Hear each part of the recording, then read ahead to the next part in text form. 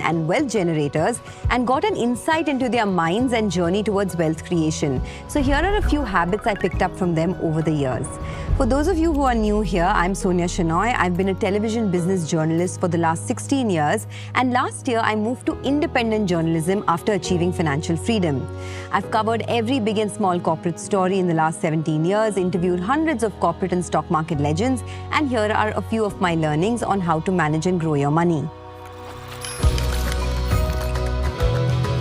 Habit number 1, automation. Automating your investing is one of the key steps to be financially free. In investing and building wealth, consistency is key, and automation ensures that you stay on track even when life gets busy. I plan and automate everything, and I learned this from some of the wealthiest investors I know. Every single month, money goes from my earnings directly to my investments, and only after that my expenses get covered. There's no room for decision making and delaying of my investments. When you have to manually move money every month, you might at times lack the willpower to be consistent in your investment journey, and I try to leave no room for inconsistency when it comes to investing. Habit number 2. It's not about how much you earn, it's about how much you save. This is such an important hack to achieve escape velocity when it comes to wealth creation. Now, all of us always obsess about how much money we earn, but the important part is how much do you end up saving? Do you spend money on unnecessary things? Do you splurge on things you don't need just because the other person has it?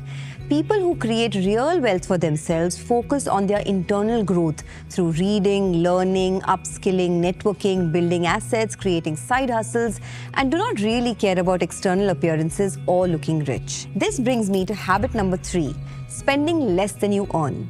Keeping your lifestyle in check. As I said, I've noticed most really wealthy people and people with quiet wealth do not care about the latest bags, latest shoes, or the fancy cars.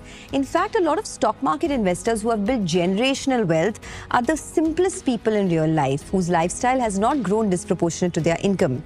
Now, veteran investor Ramesh Damani once told me that despite having a net worth of a few hundred crores, he still drives pretty much the same car, lives in the same house, and interacts with the same set of friends he did over the years. Let's not forget, wealthy people like good experiences and spend on things that money can buy, but they always prefer value over price. Everything you buy must have value, whether it is a stock or the latest car.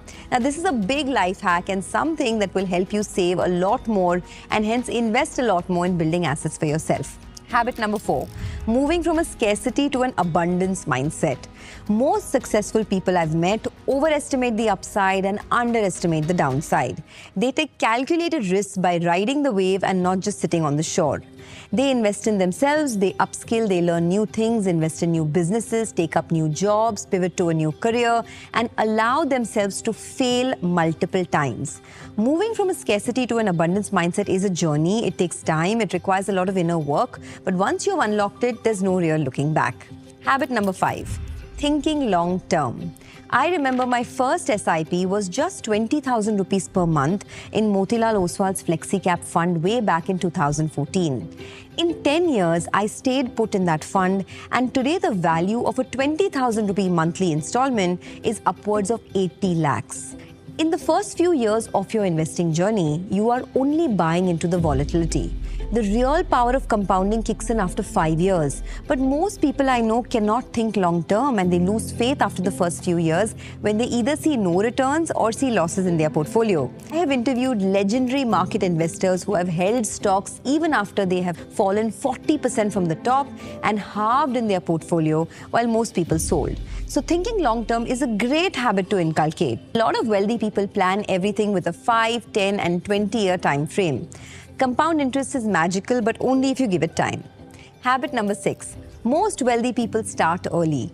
Remember, if you want your 40s to be smooth, 25 to 35 are your golden years of investing. These are years when you can be aggressive, you have fewer responsibilities, healthier parents, no children, potential to stack up on skills. So you must double down on your investing journey in this phase. These 10 years focus on building assets, reducing expenses, building businesses, and making your money work hard for you. It is a tough ask, I understand, because of how much cost of living has gone up and how much inflation is eating into our wallets. But you miss this window and your 40s and 50s ends up becoming a real catch-up phase where the bills are mounting but the money is not growing proportionate to your lifestyle. Habit number 7. System 2 thinking. Now, this is a very common habit of wealthy people. It was even covered in the book Thinking Fast and Slow, if you remember. Now, system 1 thinking is when you react immediately with no effort and no sense of control in any situation. For example, when you hear bad news about a stock and the stock has fallen 20%, you react immediately and sell the stock. System 2 thinking is more analytical, deliberate, a rational side to the thinking process. It is pieced together by logical judgment and a mental search for additional information. Habit number 8, working on your relationship with money. Now, most wealthy people I know never chase money.